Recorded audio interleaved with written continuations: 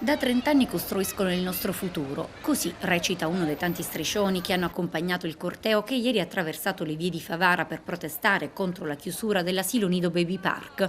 È il 1° settembre del 1979 quando a Favara viene inaugurata la struttura. Da 33 anni attivamente presente sul territorio e indicato come fiore all'occhiello del comune. Adesso però l'asilo Baby Park si vede revocare il contratto per infiltrazioni mafiose. L'amministrazione comunale, infatti, dopo aver ricevuto un'informativa negativa dalla prefettura, ha deciso di interrompere ogni rapporto con la cooperativa di gestione.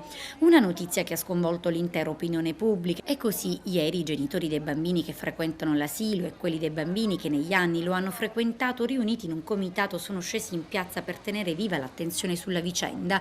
Massiccia la partecipazione alla marcia, aperta da tanti bambini nel passeggino e tutti con indosso una maglietta bianca con su scritto il nome della maestra. Non protestiamo contro nessuno, protestiamo forse non contro, ma per chiedere un sistema che vada più sul particolare. Noi siamo e siamo sempre stati per la legalità, siamo stati educati alla legalità. Io sono la figlia di una delle insegnanti e mia madre ha educato me, come gli alunni che le sono passati in 32 anni, alla legalità. E abbiamo grande fiducia nella giustizia. Allora chiediamo che si faccia luce, che si vada un po' più nei particolari, a capire che forse in una terra come la nostra è possibile che a volte alla lontana un prozio, un che abbia magari non si sa. Questo non vuol dire che i figli debbano pagare le colpe degli avi. Allora, se vogliamo ripulire questa terra e tutti lo aspettiamo col cuore in mano che questa terra sia pulita, facciamolo nella maniera giusta. Le maestre hanno avuto un ruolo importantissimo fin d'ora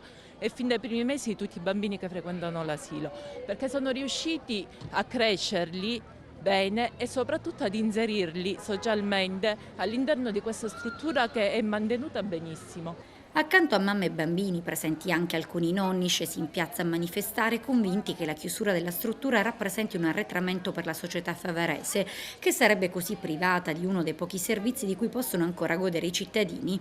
Intanto dai legali della cooperativa si apprende che è già pronto il ricorso al TAR Sicilia contro la delibera della giunta municipale e l'informativa prefettizia.